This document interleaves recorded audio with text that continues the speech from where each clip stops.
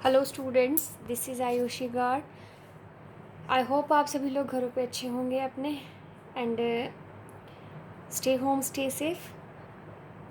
हम लोग आज स्टार्ट करने जा रहे हैं चैप्टर नंबर 1 जो आपकी बुक का है रिलेशन एंड फंक्शन, संबंध तथा फलन। जो चैप्टर है आपके स्कूल में आपके 12th क्लास में फर्स्ट चैप्टर। हालांकि इस चैप्टर से दो या 3 नंबर का ही क्वेश्चन आता है, कभी कभी एक का भी हो सकता है, मतलब 1 से 3 के बीच में इसमें से क्वेश्चन आएंगे, शायद 2 नंबर का भी आ सकता है। लेकिन इसको पढ़ना ज़रूरी है क्योंकि आगे के चैप्टर्स पढ़ने के लिए हमें इसकी नॉलेज होना ज़रूरी होता है। इसमें से कुछ टॉपिक्स ऐसे हैं जिनका अगर हमें नॉलेज नहीं होगा तो हम ट्रिग्नोमेट्रिक फंक्शन में अटक जाएंगे, और ट्रिग्नोमेट्रिक फंक्शन हमें नहीं आएंगे अगर, तो हम डिफरेंशिएशन और इंटीग्रेशन में अटक जाएंगे। तो बेसिक हमें चैप्टर आना चाहिए और अच्छे से आना चाहिए। लेकिन इसमें अच्छी बात यह है कि स्टार्टिंग में जो चीज़ें दी गई हैं वो सारी वही हैं जो आपने क्लास 11th में पढ़ी थी। तो चलिए मैं सारी डेफिनेशंस नहीं लिखवाऊंगी क्योंकि आपके पास 11th क्लास का लिखा हुआ होगा सब कुछ, सिर्फ वर्बली हम लोग समझेंगे। देखो, पहली चीज़ function. What is a function? फलन क्या है? फलन मैंने आपको पढ़ाया था। फलन क्या है?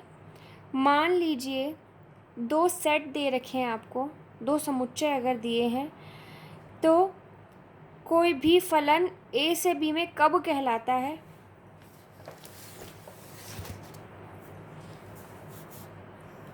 ये सेट ए है, ये सेट बी है। ए से बी में एक संबंध फलन कब कहलाता है? जबकि मान लीजिए इसमें ए बी सी डी, ठीक है, और यहाँ पर है E F G H I. हमें क्या कहा जाता है कि अगर ए का हर एक एलिमेंट बी के किसी एक एलिमेंट से, मतलब ए का हर एक एलिमेंट बी के सिर्फ किसी एक एलिमेंट से ही रिलेटेड हो, तो ऐसा संबंध जो है वो क्या कहलाता है? फलन कहलाता है। ऐसा रिलेशन जो है वो क्या कहलाता है? फंक्शन कहलाता है। हमने फंक्शन की डेफिनेशन पढ़ी है क्लास 11th में। हमने क्या पढ़ा है फंक्शन में? कि ए का हर एक एलिमेंट बी के किसी एक एलिमेंट से कनेक्टेड होना चाहिए, ठीक है। अब देखो यहाँ पर क्या है, ए का हर एक एलिमेंट बी के किसी एक एलिमेंट से ही कनेक्टेड है। ए जो है ई से कनेक्टेड है, बी जो है वो एफ से कनेक्टेड है, सी एफ से कनेक्टेड की जगह मैं रिलेटेड बोल दूँ, सी जो है एफ से संबंधित है, और डी जो है वो जी से संबंधित है। इसका मतलब ए बी सी डी किसी एक से ही रिलेटेड है, 2 से रिलेटेड नहीं है। ऐसा नहीं है कि सी जो है वो एफ से भी है और सी जो है वो जी से भी है। हम इसे इस तरह से भी कह सकते हैं कि जो डोमेन है वो क्या हो, मतलब डोमेन आपको पता होगा क्या होता है। प्रांत किसे कहते हैं? ऑर्डर्ड पेयर, क्रमित युग्मों का जो पहला अवयव है उन सबको मिला के हम क्या कहते हैं? प्रांत कहते हैं, डोमेन। तो इसमें एलिमेंट रिपीट नहीं होना चाहिए, बाद में रिपीट हो तो चलेगा। तो कोई भी संबंध फलन कब कहलाता है? यदि क्या हो, ए के प्रत्येक अवयव के लिए बी में एक यूनिक इमेज हो, मतलब ए के प्रत्येक अवयव के लिए बी में एक अद्वितीय इमेज को क्या बोलते हैं? प्रतिबिंब हो, ठीक है। ये तो हमारी किसकी परिभाषा थी? फलन की। चलिए हम लिख ही लेते हैं फलन। व्हाट इज फलन? A relation in which each element of a given set A is associated with an element of another set B is called the function. Hindi में हम क्या कहेंगे? एक संबंध फलन कहलाता है। चलिए इस तरह नहीं, दूसरी तरह से लिखते हैं हम। ऐसा संबंध जिसमें किसी समुच्चय A का प्रत्येक अवयव किसी दूसरे समुच्चय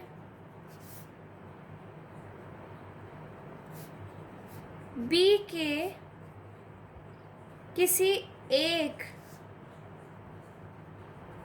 अद्वितीय अवयव से संबंधित हो, उसे फलन कहते हैं। ठीक है, जैसे कि मैंने आपको एग्जाम्पल बताया है, यहाँ पे क्या है, ए के सारे एलिमेंट आने चाहिए, बी के सारे एलिमेंट आए हैं ज़रूरी नहीं है, लेकिन ए का हर एक एलिमेंट बी के किसी एक एलिमेंट से ही रिलेटेड हो। ये हमने 11th में पढ़ रखा है। ठीक है, अब देखिए इसके बाद में जो सेकंड चीज़ आती है वो आपकी क्या आती है? Domain, codomain and range. Domain, codomain and range का मतलब है प्रांत, सहप्रांत तथा परिसर। प्रांत, सहप्रांत तथा परिसर क्या होते हैं, ये भी आप लोगों ने क्लास 11 में पढ़ा है। अब मैं एक बार आपको फिर से रिकॉल करवा देती हूँ। अब देखिए यहाँ पर ए ई से रिलेटेड है, तो ए ई मैं से यहाँ लिख रही हूँ। देखिए ए ई है तो इसे हम क्या कहेंगे कि ई को ए का प्रतिबिंब कहा जाता है। ठीक है, E is the image of A, E को ए की इमेज कहते हैं। ठीक है, और ये जो ए है, ए को ई का पूर्व प्रतिबिंब कहते हैं। इट मीन्स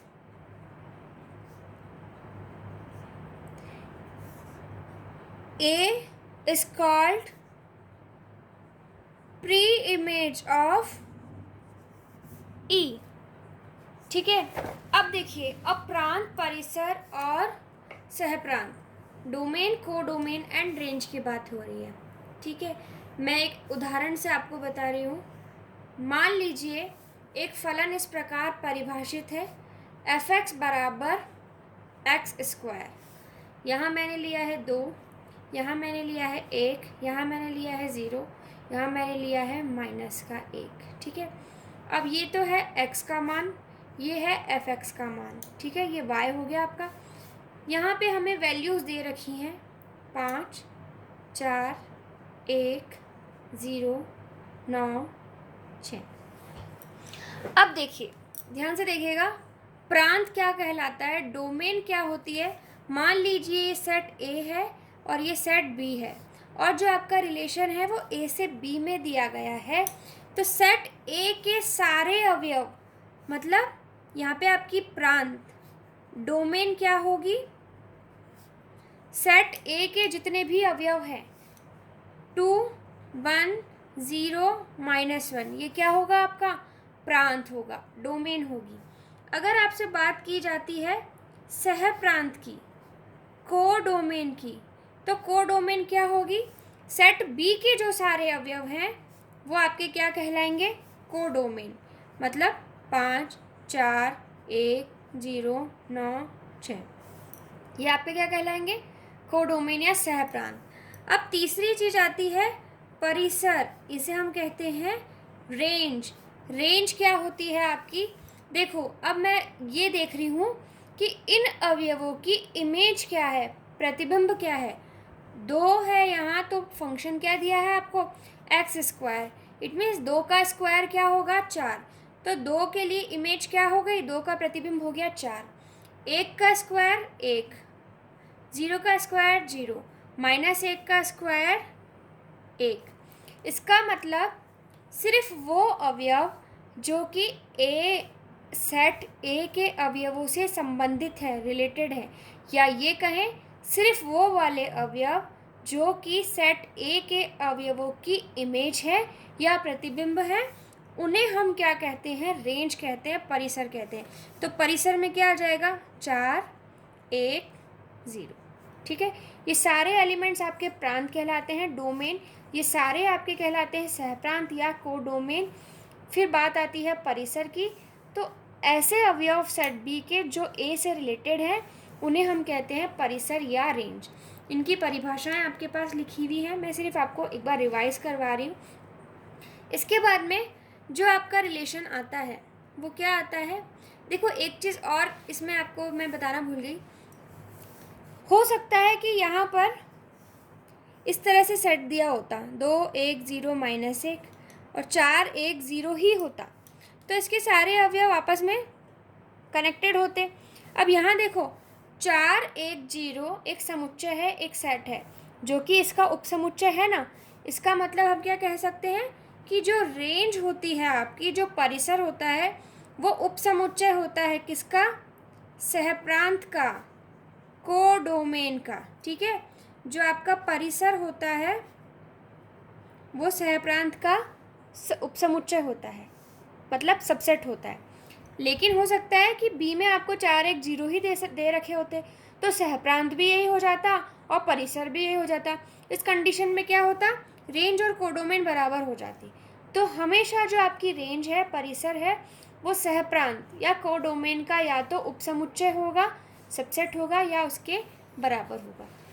इसके बाद में जो फंक्शंस हमें पढ़ने हैं वो होता है कांस्टेंट फंक्शन। ये डेफिनेशंस आप लोग खुद लिख लेंगे क्योंकि मैंने आपको 11 में पढ़ाई है। चलिए देखते हैं हम कांस्टेंट फंक्शन क्या कहलाता है। अगर आपको कोई फंक्शन इस तरह से परिभाषित है कि मान लीजिए 2 सेट्स हैं, माना ए तथा बी 2 अशून्य समुच्चय हैं, तब अगर आपका फलन ए से बी में इस प्रकार परिभाषित है,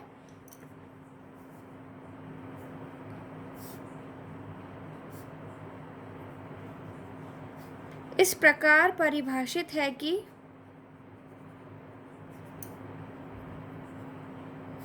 एफ ए बराबर b for all a belongs to a. It means कि फलन इस तरह से दिया है कि एफ ए बराबर बी, या बी जरूरी नहीं है आप, हाँ ठीक है बी ले लो, इनको के कांस्टेंट भी ले सकते हो। कांस्टेंट फंक्शन का मतलब ये है कि फलन में आप, जैसे कि मान लीजिए मैं एग्जांपल देती हूँ आपको, एफ एक्स बराबर 4 अगर मैंने कह दिया है, तो यहाँ पे आप x का मान आप कुछ भी रख लो, x का मान 1 रख लो, 2 रख लो, 1000 रख लो, 10,000 रख लो, लेकिन फलन का मान हमेशा क्या आएगा? 4 आएगा। ऐसे फलन, ऐसे फंक्शंस आपके क्या कहलाते हैं? कांस्टेंट फंक्शंस कहलाते हैं। इंग्लिश वाले बच्चे आई होप इसको ट्रांसलेट करेंगे। Let a and b are two non-empty sets, then the function f a to b defined by f is equals to b for all a belongs to a। ठीक है, इसके बाद में identity function. Constant function आपका ये होता है। Constant function को हिंदी में हम क्या कहते हैं? अचर फलन। सॉरी मैं लिखना भूल गई थी। कांस्टेंट फंक्शन आपका क्या कहलाता है? ये सब आपका 11th का रिवीजन ही चल रहा है अभी। अचर फलन। इसके बाद में हम पढ़ रहे हैं आइडेंटिटी फंक्शन। आइडेंटिटी फंक्शन को हम हिंदी में कहते हैं तत्समक फलन। तत्समक फलन क्या होता है? देखो, अगर आपको फंक्शन इस तरह से दिया है एफ एक्स बराबर एक्स, तो ऐसा फंक्शन क्या कहलाता है? आपका आइडेंटिटी फंक्शन, तत्समक फलन। उदाहरण के लिए अगर मान लो मैंने फंक्शन ये दे एफ एक्स बराबर एक्स, मतलब क्या है कि आप जब x का मान 4 लोगे तो एफ एक्स भी 4 मिलेगा। जब आप x का मान 5 लोगे तो आपको fx भी क्या मिलेगा, 5, क्योंकि फंक्शन ही है ये fx बराबर x। इस कंडीशन में क्या होता है, क्योंकि fx किसके बराबर होता है, y के बराबर, तो इस कंडीशन में क्या हो जाता है, y बराबर x हो जाता है। इसका ग्राफ याद है आपको, ऐसा बनता है। 11th क्लास की कॉपी उठा के देखना, ये सब मैंने आपको बहुत डिटेल में बहुत अच्छे से कराए हुए हैं। इसके बाद में जो थर्ड फंक्शन है जो हमें रिवाइज करना है वो आपका है इक्विवेलेंट फंक्शन।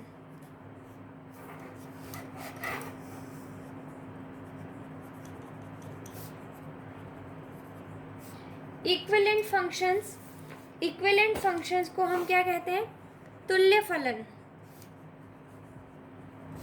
तुल्य फलन क्या होते हैं, ऐसे कोई भी दो फलन, मान लीजिए हमने माना let f and g are two functions, माना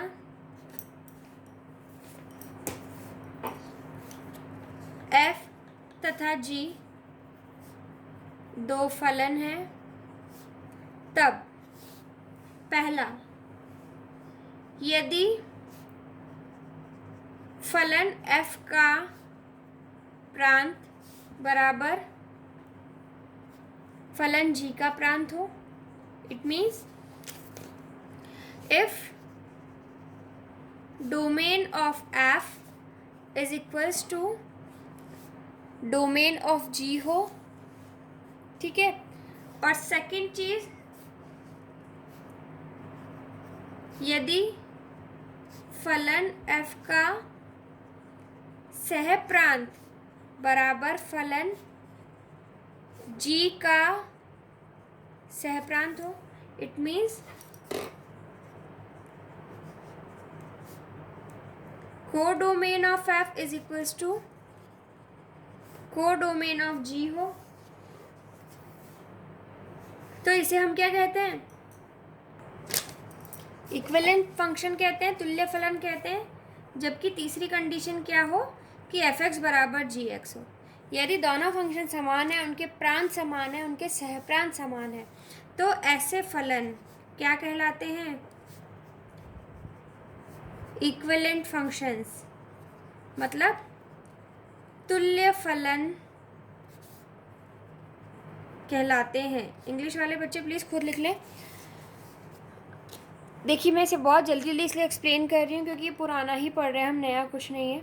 तुल्य फलन कब होंगे, जब दोनों फंक्शन बराबर हो, उनके प्रांत बराबर हो, मतलब डोमेन बराबर हो, को डोमेन बराबर हो, तो ऐसे फंक्शंस आपके क्या कहलाते हैं, इक्विवेलेंट फंक्शंस। अब बात आती है टाइप्स ऑफ फंक्शंस की, यहाँ से थोड़ा सा हमें फोकस करना है। हमने फलन पढ़ लिया, फलन क्या होता है। अब देखिए मैं आपको 4 चीज़ें बता रही हूँ, 4 डायग्राम्स बना के। हमने अभी पढ़ा है कि फलन, ये डायग्राम मैंने आपको 11 में भी बनाए थे। अब देखो ये डायग्राम बनाने का मेरा पर्पस इतना ही है कि जिन्हें भी फंक्शन समझ में नहीं आता या नहीं आया था, उनके लिए एक छोटी सी कोशिश है मेरी कि उन्हें फिर से समझ में आ जाए। आई विश कि उन्हें आ जाएगा। वन फंक्शन पहला जो होता है आपका वो क्या कहलाता है, वन फंक्शन। वन फंक्शन को हम हिंदी में क्या कहते हैं, एकाकी फलन। वन फंक्शन को हम क्या कहते हैं, एकाकी फलन। जो दूसरा आपका होता है उसे हम क्या कहते हैं, मैनी वन फंक्शन। ये आपका होता है बहु एकाकी फलन। ठीक है, अब हम इन दोनों की बात करते हैं। हमने अभी तक फंक्शन पढ़ा है, मान लीजिए a1 a2 a3 a4, यहाँ है b1 b2 b3 b4 b5 b6 तक मैंने ले लिया है। अब देखिए कोई भी फलन आपका एकाकी कब कहलाता है, वन फंक्शन कब कहलाता है, आपको नाम से ही दिख रहा है। वन मतलब कि सेट ए का एक अवयव बी के किसी एक अवयव से संबंधित हो, ये तो फलन की डेफिनेशन है। एकाकी का मतलब क्या है कि a1 अगर b1 से है तो B1 से और कोई कनेक्टेड नहीं हो सकता। A2 अगर B3 से है, ये इससे है, ये इससे है। इस 1 में क्या होता है कि इधर वाले फंक्शन का भी, सॉरी, इधर जो सेट आपको दे रखा है इसके अवयव भी A के अवयवों से किसी एक से ही कनेक्टेड होंगे। जैसे कि मान लीजिए A1, A2, A3 की मैं बात कर रही हूँ, B1, B2, B3, B4, B5 आपको दे रखा है। बहु एके की मैनी वन, तो आपको उल्टा सोचना है, मैनी वन। इसका मतलब ये क्या हो गया कि अगर A1 B2 से कनेक्टेड है तो हो सकता है कि A2 भी B2 से कनेक्टेड हो। A3 अगर B4 से कनेक्टेड है तो हो सकता है A4 भी B4 से कनेक्टेड हो। लेकिन 1 में क्या होगा कि B1 A1 से कनेक्टेड है तो किसी और से नहीं होगा, B2 A3 से है तो किसी और से नहीं होगा, B3 A2 से है तो किसी और से नहीं होगा, और B5 A4 से है तो किसी और से नहीं होगा। जबकि मैनी वन का मतलब क्या होता है कि B2 A1 से है तो A2 से हो सकता है, B4 A3 से हो सकता है, A4 से भी हो सकता है, और इससे ज़्यादा भी हो सकता है, क्योंकि ये सब फलन की परिभाषा को तो फुलफिल कर ही रहे हैं। फलन की परिभाषा क्या होती है, फंक्शन की डेफिनेशन क्या होती है कि सेट A के जो अवयव हैं वो सेट A के सारे अवयव B से कनेक्टेड होने चाहिए। पहली कंडीशन ये है कि सेट A के सभी अवयव सेट B के अवयवों से संबंधित होने चाहिए, रिलेटेड होने चाहिए। तो देखो A1, A2, A3, A4 सबका कनेक्शन है, A1, A2, A3, A4 सबका रिलेशन है ना। अब दूसरी कंडीशन क्या होती है कि सेट A के सभी अवयव B के अवयवों से, सेट A के सभी अवयवों की B में एक यूनिक इमेज हो। मतलब सेट A के सभी अवयवों की, सेट A के सारे एलिमेंट्स की B में एक यूनिक इमेज होने का मतलब क्या है कि सेट A के जितने भी अवयव हैं उन सभी के लिए B में एक अद्वितीय प्रतिबिंब हो। अब देखो A1 के लिए B2 एक ही तो प्रतिबिंब है, ऐसा तो है नहीं कि A1 के लिए B1 भी है B2 भी है, नहीं है ना ऐसा। A2 के लिए B2 है, मतलब A2 के लिए भी अद्वितीय प्रतिबिंब है। देखो अद्वितीय प्रतिबिंब इनके लिए होना चाहिए, ये बात B के लिए नहीं कही गई है। तो आई होप आप मेरी बात समझ में आ रही है। 1 ये होता है, मैनी वन ये होता है। अब हम बात कर रहे हैं किसकी, ऑन टू फंक्शंस की। ऑन टू फंक्शन का मतलब क्या होता है, आच्छादक फलन। और जो लास्ट आपका बचता है वो क्या होता है, इनटू फंक्शन। इनटू क्या होता है, अंतर्क्षेपी फलन। अब इनमें क्या फर्क है, ऑन टू ऑफ फंक्शन और इनटू फंक्शन से क्या मतलब है देखते हैं। अब A1, A2, A3, A4, B1, B2, B3, B4, A1, A2, A3, A4, B1, B2, B3, B4। ठीक है, हमने एलिमेंट्स ले लिए। ऑन टू का मतलब क्या है, सीधा सा अगर आपको प्रांत है, प्रांत और परिसर, रेंज, डोमेन एंड को डोमेन अगर समझ में आ गए तो इनमें कोई दिक्कत नहीं आएगी। मैंने अभी आपको बताया कि परिसर जो है, रेंज जो होती है आपकी, वो सबसेट या फिर बराबर होता है किसके, सह प्रांत के, को डोमेन के।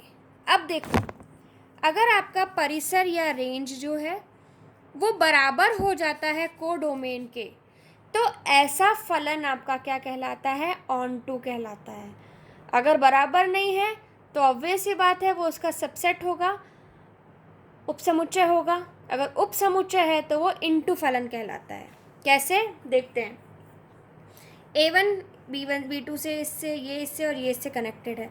इसका मतलब क्या हो गया कि ये सेट A है, ये B है, इसके लिए सहप्रांत को डोमेन क्या है, B1 B2 B3 B4, और इसके लिए परिसर रेंज भी क्या हो गई, B1 B2 B3 B4, क्योंकि रेंज क्या होती है, इन अवयवों का जो प्रतिबिंब होता है। अब मान लीजिए ये इस तरह से कनेक्टेड है, तो यहाँ पर अब देखो आप, यहाँ पर आपका सह प्रांत को डोमेन कितना है, B1, B2, B3, B4। लेकिन अब यहाँ पर रेंज, परिसर क्या दे रखा है आपको, B2 एंड B3। इसका मतलब क्या हो गया कि इस वाले क्वेश्चन में कोडोमेन एंड रेंज मतलब सहप्रांत तथा परिसर बराबर हैं, लेकिन इस वाले क्वेश्चन में सहप्रांत तथा परिसर, रेंज और कोडोमेन आपस में बराबर नहीं हैं। तो ऐसे फंक्शन जिनमें ये बराबर होता है उसे ऑनटू कहते हैं, वरना हम उसे क्या कहते हैं, इनटू, अंतरक्षेपी फलन। हम फंक्शन को आच्छादक कब कहते हैं, यदि आपका सहप्रांत तथा परिसर बराबर है तो ऐसा फलन आपका आच्छादक कहलाता है, अन्यथा उसे हम अंतरक्षेपी फलन कहते हैं। ठीक है, इनकी डेफिनेशंस हम बाद में लिखेंगे, अभी मैं सिर्फ आपको एग्जांपल की मदद से समझा रही हूँ। इसके बाद में जो आता है वो आपका आता है 1-1 फंक्शन, फिर 1-1 के बाद में आपका आता है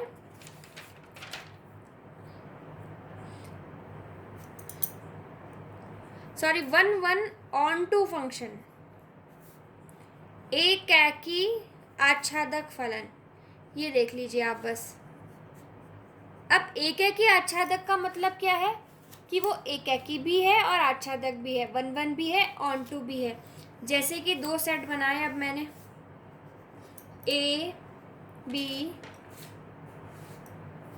ABCD नहीं, मैं A1 A2 लिखना चाहिए था मुझे, A2, ये A है small, A1 A2 A3 A4, B1 B2 B3 B4।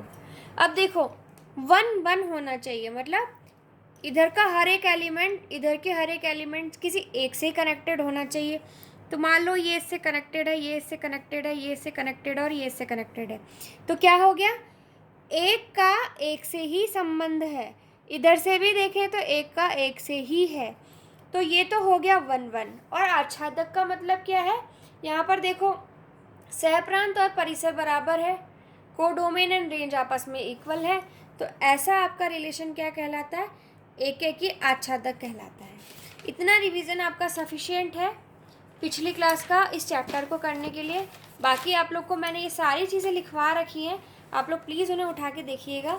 अब देखो आपको जो काम करना है वो क्या करना है आज, कि मैंने आपको ये सब समझा दिया है, ये आपकी 12th क्लास की बुक का है, आपकी 12th क्लास की बुक में सब चीज़ें दे रखी है। आपको ये परिभाषाएं फिर से लिखनी है, पांचों जो 5 फलन मैंने आपको समझाए हैं अभी, इनकी परिभाषा, इनके डेफिनेशंस आप अपनी कॉपी में लिखेंगे। हिंदी वाले बच्चे देखिए आपकी बुक में भी दे रखा है, एकेकी, बहुएकेकी, आच्छादक, अंतरक्षेपी फलन, एकेकी आच्छादक फलन। तो ये 5 परिभाषाएं आप लिखेंगे और जो मैंने समझाया है वो सारी ही चीज़ें इसमें दी हुई हैं। ठीक है, इसके बाद में जो नेक्स्ट हमारा कंटेंट आता है वो अब हमारा 12th क्लास में हमें क्या पढ़ना है वो अब स्टार्ट होगा, किससे, कंपोजिशन ऑफ फंक्शन से। ये हम करेंगे नेक्स्ट लेक्चर में। बस उससे पहले आप लोग प्लीज़, मैं बार बार आपसे कह रही हूँ कि 11th क्लास में मैंने आपको जो फंक्शंस पढ़ाया है एक बार आप उसे अच्छे से रिवाइज़ कर लीजिए, क्योंकि 1-1 फंक्शन के लिए ये सब कंडीशंस भी मैंने आपको पढ़ाई हैं जो कि आपको आनी चाहिए। ठीक है, आप लोग प्लीज़ इस काम को कंप्लीट कीजिए। तब तक के लिए थैंक यू स्टूडेंट्स।